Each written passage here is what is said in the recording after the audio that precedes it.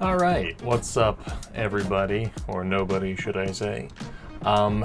So I'm not doing the game jam. I need to change the title.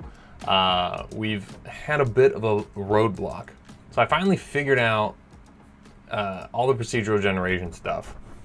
But there's actually a bug with 3.5.1 that they're fixing, or they probably already fixed in Godot 4, that prevents this from working. You see, it's just spewing out bug here. So essentially, most of the time it works. I would say like 9 out of 10 times it works, but then 1 out of 10 times it breaks the game. So what I do is there's like a 2-step process, 3 steps. So step 1, we take the noise and we make this, right? We put all these black blocks here, and anywhere they're not, we fill it with a navigation block. Then I get the path from here to our endpoint, right? And I wonder if I can show you guys one where it had to like break through stuff. Here's one where it didn't actually make it all the way through. There's some weeds I have to rustle out. But so in this case, the Perlin noise like cut through the whole screen, so there's no path for you to get through. So what I did is when you make the path, it still tries to get there, and then you can check if the last point is equal to the endpoint you set.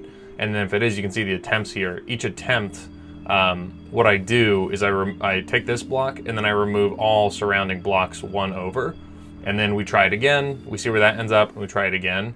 And now this is even giving me issues, where probably because I have to force. Yeah, there's so many things wrong, where. It's a lot to explain, but I'll do my best. So yeah, so that happens. But then occasionally, and this is the funny thing about working. Yeah, here it is, perfect. There's a bug. So right now, obviously you can see that there's nothing in the way for it to get there. It should be able to draw a path. I mean, it's a straight shot, but it comes up and it just can't draw a path. And so this just has to do with the fact that the navigation system was redone in Godot 3.5.1, and there's a bunch of stuff getting mixed from 4.0 and stuff that just messed with it. Maybe I should try downgrading, but if I downgrade even 1, then I have to redo the system almost entirely. And if I upgrade to Godot 4.0, I have to redo the system entirely. And this was basically the whole thing, is like, if this was working perfectly right now, and I had 5 hours to make this a game, it would probably be an alright game. And like, if we play it, so I've got it, if it works, which sometimes it definitely does, that time was not one of them, then, so I made it so you can't die here, and it's also like laggy as hell. See, that's one where it worked. And so you still have all the debugging stuff on like the navigation meshes. And so the idea is like, I obviously need to mess with the movement parameters quite a bit. But like, the idea is, oh my god, there's just so many bugs happening. See, there was an issue where it just didn't get through. And so you're free falling, and then you're trying to like, obviously not hit these obstacles. You can control the rate that you free fall by like, it would be an animation where you're like diving forward or something. Yeah, another one. So just, yeah, there's so many issues with procedural generation. If I made a bunch of levels, probably could have done it in much less time, but I wanted to challenge myself to do procedural generation. And I thought it was cool that I learned about the Perlin noise and how easy that is to do. I actually learned that from Rungeon. I'll show you real quick how I did that. Very, very easy. So just get open simplex noise, right? And then you can set some stuff. So we can set a seed to make sure it's random. For these purposes, you always want to set the octaves equal to 1. And then we can set the period or whatever. And visually, I can show you what that looks like as well. Because if you go to Sprite, you can add a noise texture. And then you can add simplex noise right there. And then we'll just change the octaves to 1. And then you can see what we're working with. And I think I've got the period to 5. Yeah. And so essentially we just take this space is 16 by 29 blocks, so 16 wide. So we go for the first 16 by 29 pixels, and then anywhere it's white is space, anywhere where it's black is a block. And that's how it works. It's pretty cool. And you can do that like very simply, because I'm like, well, that makes sense in theory, right? Black is block, white is not block. But how do you program that?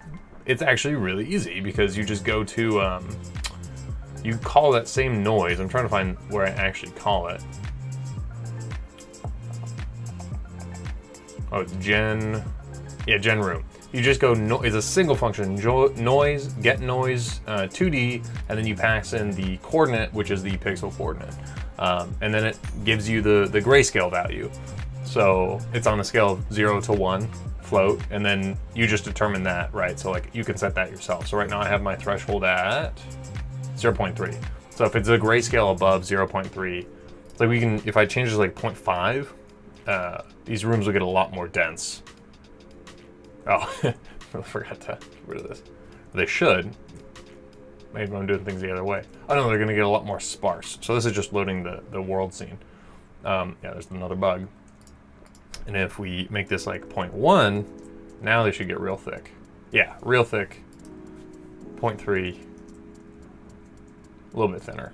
Yeah, so I just found that 0.3 was like kind of the magic number for me.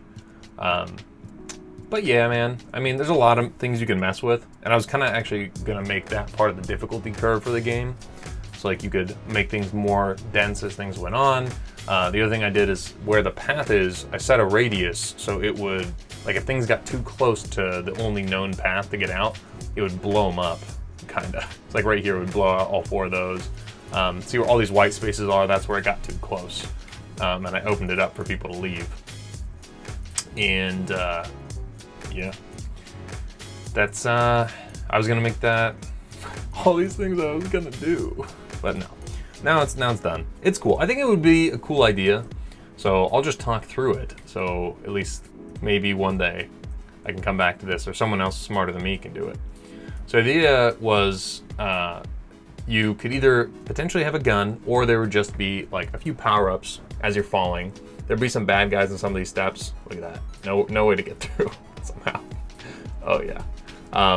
And so it's fun. You can control when you fall too. Right now you have much less control. Not only do you you get less points from going slowly, and now I have a much more tighter control.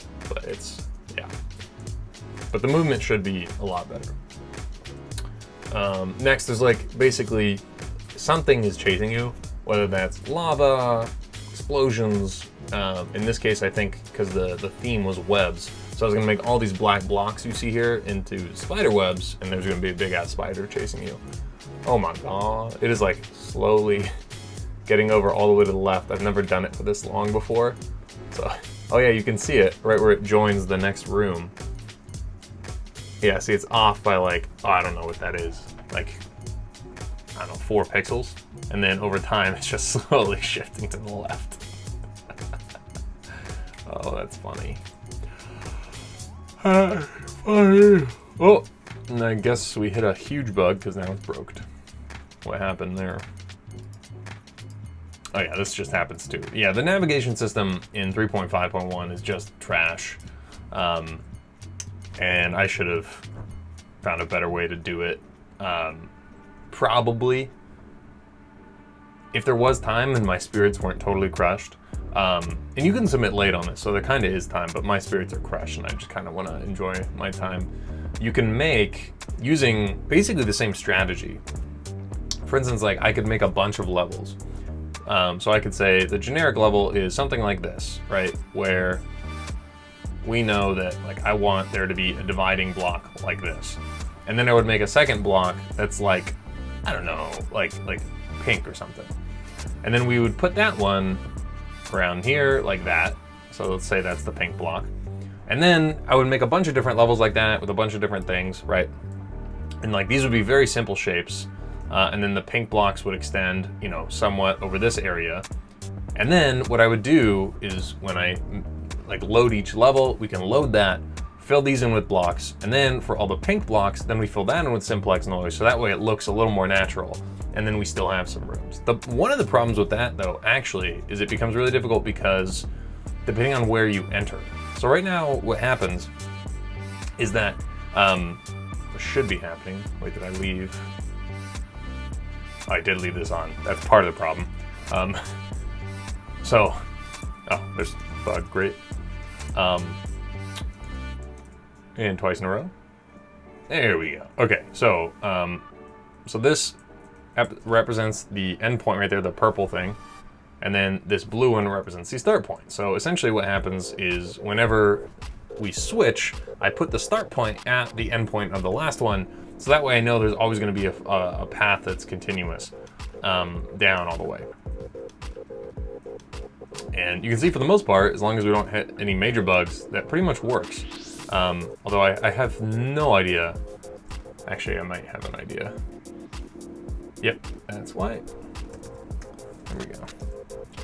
Anyway, not that it matters, I'm fixing something. It's probably never gonna see the light of day again, but you know, it's interesting in theory. And so yeah, it would set it there. Oh, so many problems, so many. It's mostly the navigation system too. So like one of the things was if I put another one down, the navigation system will try and merge the two meshes. So we've got like this room. I create these rooms in sections like this. This is one room, right? Well, I'll load it again to where there's not a bug. Oh my God. Oh, I have to do a knit, I forgot. So that's the thing, is like, this only works. All right, yeah. So this would be like, I don't even remember what I was saying. This has fried me, you guys. Like I sat here and coded until my arm pads hurt because I was leaning on them, just typing away for so long. And this is all I got. So that's why I'm explaining my failure because I worked so hard to get here, and it's just mutt, you know. But hey, I mean, I still think it would have been a relatively fun idea. And then as I was trying to say before. Oh yeah, that was what I was trying to illustrate. Is like I make each one of these rooms, and then when you move down, these rooms go up, and we paste another room below it that's made in runtime. So we make the rooms as there's a notifier right here. Oh, that's interesting. Did not know that was in there. I don't think that's going to help me, but right here. So once this goes off the screen, meaning that we've already gone half, then I spawn the next one. So there's 3 at a time. There's this one, the next one, and then once this one gets hit, spawns the next one behind that. You can see that right here. So we've already spawned the second one, and then, so here's that. So it's probably right about here is the middle, or not. Maybe like here. But you can see it lagging when it spawns a new one. Sometimes. Oh, that one didn't make it. Oh, but it worked out. See, yeah, there's so many lucky things. But that thing where it was taking out materials also now having errors. So who knows, man? Who knows? But I do think in concept it could be fun. It's an endless endless faller, we'll say. And then, yeah, there would have been power-ups that this was all going to be destructive because these blocks are actually not tile blocks. What happens is another really cool thing is that these blocks are placed by or after the thing starts. So what we do is we can loop through all of the tiles that match this tile type. And then I have a scene called block. And it's just a pretty simple scene, but then it makes each tile interactive. And so every single tile on the map is then replaced with one of these guys. So we loop through all the tiles, we get their global positions, and then I spawn a new scene and shoot it on that position. And I've done this to a way cooler effect. I think I'm done with this one right now. I'll show you another cool game I'm working on, or was working on. I still want to come back to it. This is a game that I think I would actually want to like publish and stuff. Let's see if it's on here still. Yeah, Charge of Valor. And so this one, these are hexagon tile maps. I did all the art myself, and it was a little laggy on stream last time, but you can see that like, so yeah, I placed these all down on a tile map, and then the tile map then spawns them with a tween, and so you get that cool kind of like rising look like that. You can see in the background here, I'm actually, I have this whole thing animating on tweens. I'm really surprised that that like works, but it kind of looks like the ocean's waving and stuff. The idea with this one was supposed to be inspired by Super Auto Pets, is that you have formations of guys in different troops, and they all have abilities, you can give them stuff, and they can't break formation, and then they kind of go after each other. So you get like, I think it's, like you get several, well here, it's actually another scene, but I don't remember what it's called, lobby.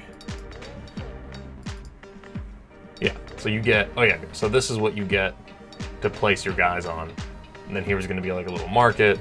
And again, the tile map is scalable, so I can do it to any scene I want and just place the tiles down and it'll load them in like that, which I think is kind of cool. But yeah, I'll do that. So it's a cool thing, and I definitely would like to use that functionality. Except now there's almost no reason, because I was playing around with Godot 4 today, because I was trying to see, oh, maybe I could salvage this, because Godot 4 doesn't have the issues that this Godot has. And now they have all these things, like you can attach scripts to each tile. So when you make a tile, you can give it a script and like a type and everything like that. And so you don't need to do this whole intermediary step of spawning them where all the tiles are. You can just make them do this, which is very cool. Very, very, very cool. Yep.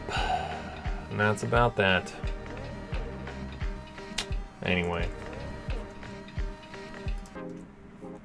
Well, that's gonna be it for today's show. Thanks for watching, guys. Okay. Yeah, if anyone's there and you actually want to talk, be happy to chat, to answer any questions. Oh yeah, and then this person, so Smix8, I'm pretty sure this is the person who wrote the navigation engine, and I'm sure they did a great job in 4.0, but you know, a lot of things in 3.5 and 3.501 have become kind of like afterthoughts, because you know, we're going to Godot 4. So I don't really blame them. But she, like, I don't know if it's she or he, but they definitely like just kind of whatever, and now there's all these errors, and she's just keep trying to convince me that it's my fault, and I know it's not my fault. But anyway.